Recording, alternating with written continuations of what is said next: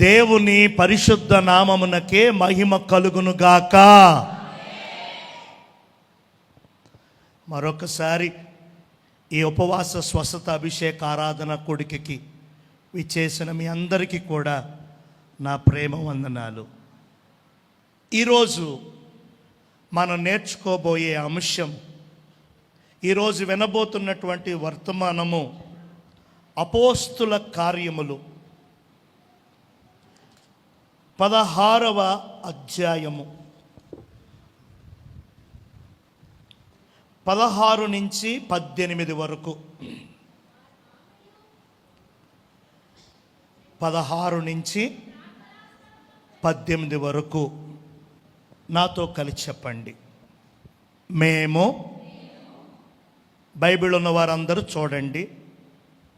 Bible లేనోళ్ళు పక్కవారు Bible చూస్తారేమో, Bible కలిగిన వారు చూడనివ్వద్దు. రైట్. మేము ప్రార్థనా స్థలమునకు వెళ్ళుచుండగా పుతోను అను దయ్యము పట్టినదై సోదె చెప్పుట చేత తన యజమానులకు బహులాభము సంపాదించుచున్న ఒక చిన్నది మాకు ఎదురుగా వచ్చెను. ఆమె పౌలును మమ్మును వెంబడించి, ఈ మనుష్యులు సర్వోన్నతుడైన దేవుని దాసులు, వీరు మీకు రక్షణ మార్గము ప్రచురించువారై ఉన్నారని కేకలు వేసి చెప్పెను. ఆమె ఇలాగు అనేక దినములు చేయుచూ ఉండెను గనుక పౌలు వ్యాకులపడి దానివైపు తిరిగి, నీవు ఈమెను వదలి పొమ్మని యేసుక్రీస్తు నామమున ఆజ్ఞాపించుచున్నానని ఆ దయ్యముతో చెప్పెను. వెంటనే అది ఆమెను వదలిపోయెను. వెంటనే అది ఆమెను వదలిపోయెను. వెంటనే అది ఆమెను వదలిపోయెను. రైట్. ఇక బైబిల్ తీయాల్సిన పని ఏముండదు. ఈరోజు మీకు నేర్పించాలని ప్రార్థించుకొని దేవుడు నాకు ఇచ్చినటువంటి తలంపుతో సిద్ధపరుచుకున్న వర్తమానము. ఈ అపోస్తుల కార్యములు అనే గ్రంథాన్ని లూకా అనేటువంటి వైద్యుడు, మంచి జ్ఞాని, మంచి తెలివితేటలు కలిగినటువంటి ఆయన రాశారు ఈ గ్రంథాన్ని. లూకా అనే ఆయన ఈ అపోస్తల కార్యములు అనే గ్రంథాన్ని రాశారు. ఈ 16వ అధ్యాయంలో పౌలు, శీల వారిరువురు కలిసి ఒక ప్రాంతానికి వెళుతున్నారు. అక్కడ ప్రార్థన జరుగుతున్నది. ఆ ప్రార్థన జరిగేటువంటి స్థలానికి వెళుతూ ఉండగా వాళ్ళకి ఎదురైన సంఘటన ఇది. ఒక వ్యక్తి, ఒక ఆమె దయ్యం చేత పట్టబడి బహుగా బాధపడతా, బాధపరుస్తా, పీడిస్తా, చాలా చాలా చిందరవందరగా చేస్తుంది. ఆ మనిషి, ఆ దయ్యం పట్టిన ఆమె, ఆ యవనస్తురాలు వీరు ఎదురవ్వగానే ఆమె మాట్లాడుతూ ఉంది. దేవునికి స్తోత్రం. ఏమని మాట్లాడుతూ ఉంది దయ్యం? ఈ మనుష్యులు సర్వోన్నతుడైన దేవుని దాసులు, వీరు మీకు రక్షణ మార్గము. భలే ఉందండి ఇది. దయ్యము చెబుతుంది. దయ్యము గుర్తుపెట్టుకొని గుర్తించి చెబుతుంది, వీరు సర్వోన్నతుడైన దేవుని దాసులు, వీరు మీకు రక్షణ వార్తను ప్రచురిస్తారు అని దయ్యం చెబుతుంది. హల్లెలూయా. ఇక్కడ కొంతమందికి ఒక డౌట్, దయ్యం ఉన్నదా? ఉంటే ఎలా ఉంటుంది? ఎక్కడ ఉంటుంది? ఏం చేస్తుంది? కొంతమంది అంటారు దయ్యము లేదు, దేవుడు లేడు. అబద్ధం. దేవుడున్నాడు. దేవుడున్నాడు అనేది ఎంత నిజమో దయ్యము కూడా ఉన్నది అన్నది అంత నిజం. నేను మిమ్మల్ని ఏమీ భయపెడటానికి చెప్పట్లేదు ఈ మాటలు. మీరు తెలుసుకోవాలి, మీరు నేర్చుకోవాలి. ఆ అపవాదిని గూర్చినటువంటి కొంత సమాచారం మీరు కలిగి ఉండాలి అనే ఒకే ఒక్క తలంపు. ఏమండి, వెలుగున్నది అని ఎలా నమ్ముతున్నామో చీకటి కూడా ఉంది. పగలు ఎలాగో అలాగే రాత్రి, మంచి ఎలాగో చెడు, జీవం ఎలాగుందో మరణం. ఇలా దేవుడు ఉన్నాడు అనేది ఎంత సత్యమో దేవునికి విరోధంగా దెయ్యము కూడా, అపవాది కూడా, సాతాను కూడా ఉన్నాడు అనేది అంతే నిజం. ఎందుకలా అపవాదయ్యాడు? ఎందుకలాగా సాతాన్లా మారాడు? ఎందుకలాగా దయ్యంగా మారాడు అనేది ఇప్పుడు మనం తెలుసుకోవట్లేదు. కానీ దయ్యము ఉన్నది, అపవాది ఉన్నాడు, సాతాను ఉన్నాడు. దేవుడు ఎలాగ ఆత్మస్వరూపిగా ఉన్నాడో సాతాను ఆత్మస్వరూపిగానే ఉన్నాడు. హల్లెలూయా. దేవుడు తన రాజ్యం గురించి ఏ విధంగా పాటుపడుతున్నాడో, తన రాజ్య విస్తరణ కోసం, తన రాజ్యము వృద్ధి కోసం ఏ విధంగా దేవుడు పాటుపడుతున్నారో అదేవిధంగా సాతానుడు, దయ్యంగాడు, వాడి రాజ్యం కోసం, వాడి తాపత్రయం, వాడి బాధలు వాడు పడుతున్నాడు. దేవునికి స్తోత్రం. సాతానుకు తెలుసు దేవుడెవరు, సృష్టికర్త ఎవరు, సర్వమానవులను పుట్టించిన పరమాత్ముడు భగవంతుడు ఎవరు అనే విషయం సాతానుకు తెలుసు, దెయ్యానికి తెలుసు, అపవాదికి తెలుసు. మనం ఏదో చెప్తే వాడు వినేసి తలూపే రకం కాదు. వాడికి అన్నీ తెలుసు, వాడంతా ఎరిగినవాడు.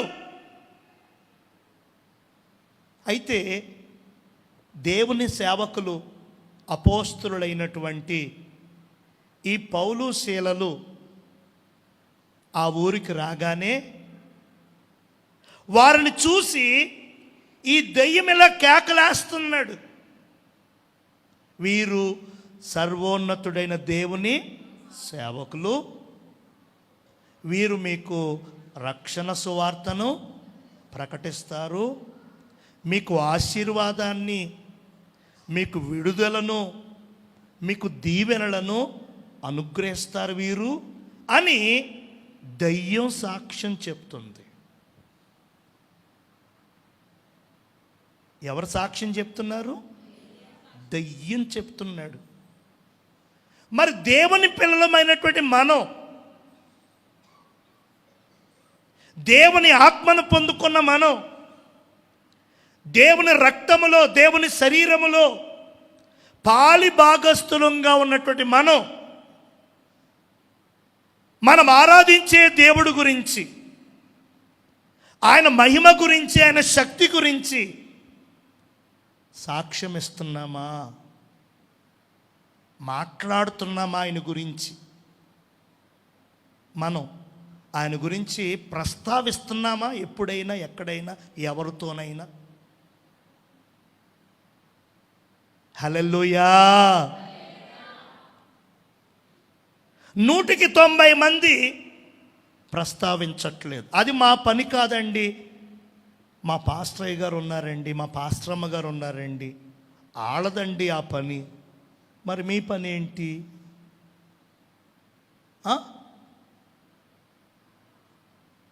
మీ పని ఏంటి? అక్కడ కొత్తగా హోటల్ పెట్టారమ్మా, మైసూరు బజ్జీలు వేస్తున్నారు. అయ్య బాబు, ఎంత బాగున్నాయమ్మా. ఎక్కడ పిన్నే? నేను మొన్న భీమవరంలో ఓ చోట తిన్నాను, అక్కడ పెసరట్టు ఉంది పిన్నే. ఆక్విడ్ బస్ స్టాండ్ దగ్గర, పాత బస్ స్టాండ్ దగ్గర టీ తాగానే అయ్య బాబోయ్. మొన్న విజయవాడ వెళ్ళాను, రైల్వే స్టేషన్లో బ్రెడ్ ఆమ్లెట్, అయ్య బాబోయ్. హల్లెలూయా. దేని గురించి మాట్లాడుతున్నాం మనం? ఎవరిని ప్రాచుర్యం చేస్తున్నాం మనం? మన మనస్సు, మన ధ్యాస ఎవరి మీద ఉంది? మనల్ని పుట్టించిన దేవుడు,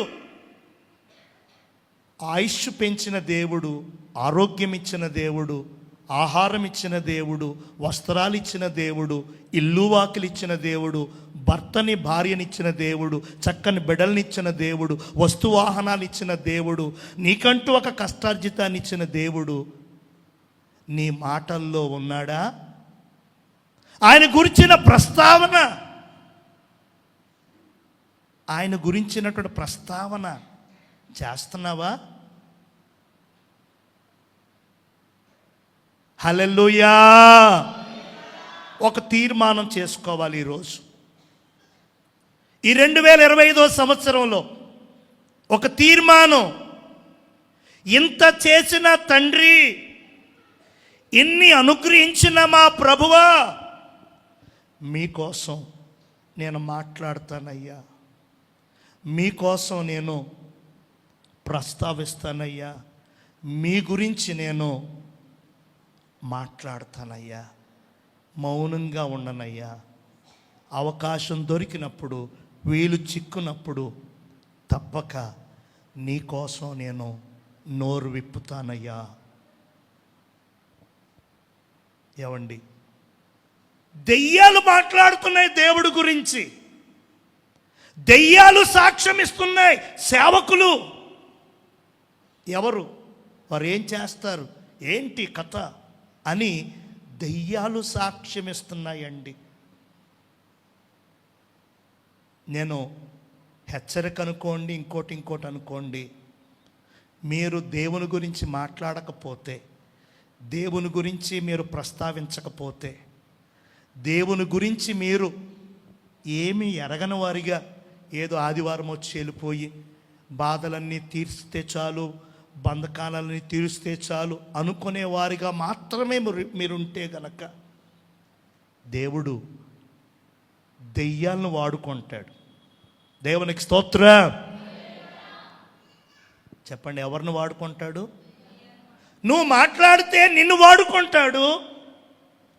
నువ్వు ప్రస్తావిస్తే, ఆయన గురించి మాట్లాడాలని ఒక తీర్మానం చేసుకుంటే నిన్ను దేవుడి సంవత్సరం వాడుకుంటాడు. లేదంటే నోరు లేని జీవుల్ని, కథలని, మెదలని, రాళ్లను, రప్పలను, అపవిత్రమైన దెయ్యాలను కూడా దేవుడు వాడుకుంటాడు. దేవుడు చెప్పలేదా, నేను రాళ్లతోనైనా సరే నేను అబ్రహామునకు పిల్లల్ని పుట్టించగలను. దేవునికి సాధ్యమండి. శారా గర్భమే అక్కర్లా, రాళ్ల వలనైనా సరే దేవుడు అబ్రహామునకు పిల్లల్ని అది ఆయన సర్వోన్నతమైన శక్తి. హల్లెలూయా! ఆయన బలం, ఆయన సామర్థ్యం అంత గొప్పది. ఉన్నవి లేనట్టుగాను, లేనివి ఉన్నట్టుగాను చేసి చూపగలిగిన సత్తవ కలిగిన దేవుడు నజరేయుడైన యేసుక్రీస్తు. తల్లి, చెల్లి, అయ్యా, అమ్మా, దేవుని శక్తి, దేవుని బలం, దేవుని మహత్యాన్ని గుర్తించు, నమ్ము. హల్లెలూయా! ఖచ్చితంగా నువ్వు నమ్మితే, నమ్మిన నీవు ఆయన మహిమను చూస్తావు.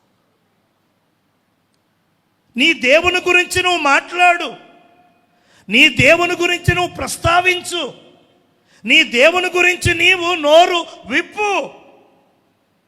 అన్నీ తెలిసిన, అన్నీ ఎరిగిన, అన్నీ పొందుకున్న మనమే ఆయన గురించి మాట్లాడకుండా మౌనంగా ఉంటే ఎవరు మాట్లాడతారు ఆయన గురించి? ఇక్కడ దెయ్యం కేకలు వేస్తా, అరుస్తా చెబుతుందండి, దేవునికి మహిమ కలుగును గాక. అప్పుడు పౌలు ఏం చేశారంటే నీవు ఈమెను వదిలి పొమ్మని, అంటే ఆ స్త్రీని ఆ దయ్యం పట్టేసింది. ఆ యవనస్తురాలని ఆ అపవిత్రాత్మ బంధించేసింది. దయ్యము పైకి కనపడుతుందా అంటే కనపడదు. అది ఆత్మ, గాలి, అది పైకి కనపడదండి. ఎవరో ఒకరు కావాలి దానికి, ఎవరో ఒకరిని తీసుకుంటుంది, ఎవరో ఒకరిని వాడుకుంటుంది. ఆ వ్యక్తిలోకి ఆ స్త్రీయో, పురుషుడో, బాలుడో, బాలికో తీసుకుని వారిని వశీకరించేసుకుని వారిలో అది ఉండి రకరకాల సిన్నులు చేస్తుంది. దేవునికి స్తోత్రం. మరి ఆ దయ్యాన్ని నుంచి విడిపించటానికి దేవునికి తప్ప ఈ లోకంలో ఇక మరి దేనికి ఆ శక్తి లేదు. దయ్యాన్ని విడిపించాలి అని అంటే దేవుడు వల్లే, యేసయ్య వల్ల మాత్రమే అది. దేవునికి స్తోత్రం. పౌలు గారు చెబుతున్నారు, ఏ దయ్యమా, నీవు ఈమెను వదలి పో అని ఆజ్ఞాపించారట. వెంటనే ఆ దయ్యము ఆమెను విడచి వెళ్ళిపోయింది. గట్టిగా స్తోత్రం చెప్పండి. మనం నేర్చుకోవలసిన రెండవ పాయింట్ ఏంటంటే, అది ఎంత గొప్ప దయ్యమైనా యేసుక్రీస్తు నామములో అది వదిలిపోవలసిందే, విడచిపోవలసిందే. దేవునికి స్తోత్రం. యేసు నామానికి అంత శక్తి, యేసు రక్తానికి అంత బలం ఉన్నది. ఆ ప్రకారంగా ఆ దెయ్యము ఆ యవనస్తురాల్ని వదిలి వెళ్ళిపోయింది. దేవునికి స్తోత్రం. ఇప్పుడు నేను మీకు చెప్పాలి, నేర్పాలనుకున్న అంశం ఏంటంటే, ఆ దయ్యము ఆ అమ్మాయిలో ఉండి ఏం చేసేది? ఆ స్త్రీలో, ఆ యవనస్తురాల్లో ఉండి ఆ దెయ్యం చేసిన ఆ పనులేంటి? అప్పుడు ఆమెలో చేసిన పనులే ఇప్పుడు మనలో కూడా చేస్తున్నాడు. ఆ సాతాను కార్యాలు, ఆ దెయ్యము యొక్క పనుల గురించి మనం కొన్ని విషయాలు ఈరోజు నేర్చుకుందాం. మొట్టమొదటిగా ఏమండి, సోదె చెప్పుట చేత తన యజమానులకు బహులాభము. దయ్యము చేసే మొదటి పని సోదె చెబుతుంది. చెప్పండి చెప్పండి, ఏం చెబుతుంది? సోదె. సోదంటే మీకు తెలుసు కదా. కొంతమంది సోది చెప్పించుకోవడం బాగా ఇష్టం. కొంతమంది ఆ దేవతల దగ్గరికి, ఆ దెయ్యాల దగ్గరికి, ఆ మాంత్రికుల దగ్గరికి వెళ్ళి చేతులు చూపించుకోవడాలు, ఇంకేవో చెప్పుకోవడాలు, ఆరా తీయడాలు బహు ఇష్టం. వాక్య ప్రకారంగా అది చాలా తప్పు. దేవుణ్ణి ఎరిగినటువంటి మనం, దేవుణ్ణి కలిగి ఉన్నటువంటి మనం ఎట్టి పరిస్థితుల్లో కూడా సోది చెప్పించుకోవడం, శకునాలు చెప్పించుకోవడం, ఇంకేవో మంత్రాలు, యంత్రాలు, తంత్రాలు, రకరకాలవి ఆశ్రయించడం అనేది చాలా భయంకరమైన తప్పు. ఎందుకనంటే ఆ శక్తి అంతా కూడా అపవాదిది.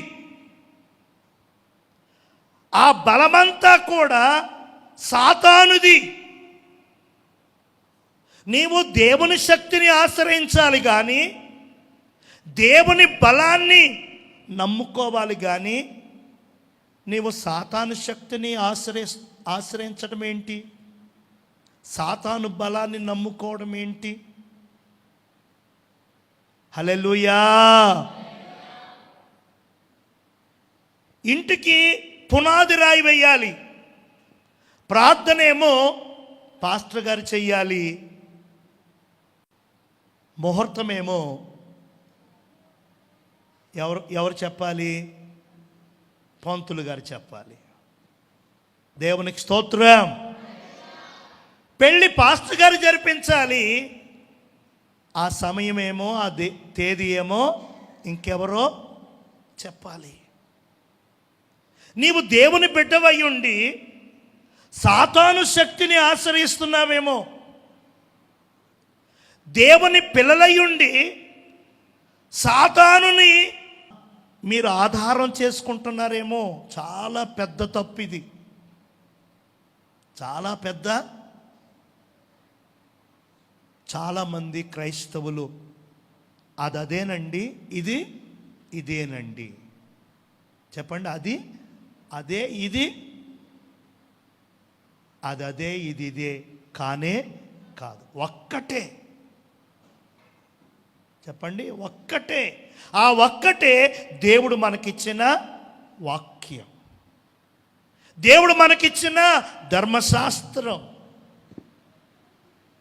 మనం దీన్నే పాటించాలి. వాళ్ళు అలా అన్నారండి, వీళ్ళు ఎలా అన్నారండి, వాళ్ళు ఎలా చేశారండి, వీళ్ళు ఎలా చెందారండి, ఏం చేయమంటారండి అయ్యగారు అని మమ్మల్ని శోధనలోకి తొయ్యొద్దు. దేవునికి స్తోత్రం. అపవాది సాతానుడు సోదె చెబుతాడు, ముహూర్తాలు పెడతాడు. ఏమండి, రకరకాల శకునాలు, రకరకాల పనులు చేస్తాడు వాడు పనే అది. ఈ పాపను కూడా దెయ్యం పట్టి సోది చెబుతూ ఉంటే ఆ యజమానులకు బహు డబ్బు, మంచి బిజినెస్ అండి అది. చెప్పండి, మంచి బిజినెస్. ఈ దినాల్లో కొంతమంది అటువంటి బిజినెస్ కూడా చేస్తున్నారు. నాకు 10,000 ఇచ్చావంటే, నాకు 15,000 ఇచ్చావంటే నేను దాన్ని వదలగొట్టేస్తాను, నేను దానికి అడ్డు కట్టేసేస్తాను, ఇలా చెప్పేటువంటి సేవకులు కూడా ఉన్నారు. హల్లెలూయా. దెయ్యము చేసే మొట్టమొదటి పని సోదె చెప్పడం. ఆ సోది అలా ఉంటే, ఇప్పుడు కొత్త ట్రెండ్ సోది ఏంటంటే, ప్రార్థన చేద్దామంటే ఉండరు, వాక్యం చదువుదామంటే ఉండరు, 4 పాటలు పాడుకుందాం నేర్చుకుందామంటే ఉండరు, సోది చెప్పుకుందామంటే మాత్రం. దేవునికి స్తోత్రం. సోదికి చెవులు కోసేసుకుంటున్నారు. ఆ ఇల్లు గురించి సోదే, ఈ ఇల్లు గురించి సోదే, ఆ సంఘం గురించి సోదే, ఈ సంఘం గురించి సోదే, ఈ పాస్టర్ గురించి సోదే, ఆ పాస్టర్మ గురించి సోదే. సోది ఎవరు చెప్తారని చెప్పాను నేను? దెయ్యం చెప్తుంది. దెయ్యం ఆత్మే. సోదే, వాళ్ళ సోదే, వీళ్ళ సోదే, వాళ్ళ మాటలు, వీళ్ళ మాటలు, వాళ్ళ పనులు, వీళ్ళ పనులు. దేవునికి స్తోత్రం.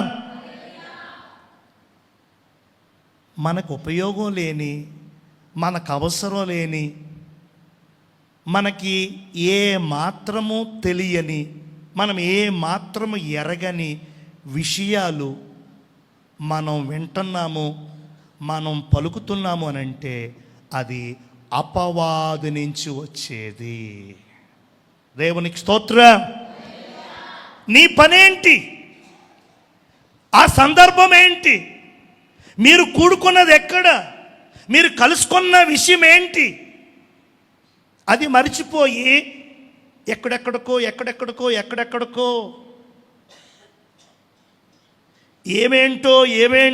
ఏమేంటో. హల్లెలూయా.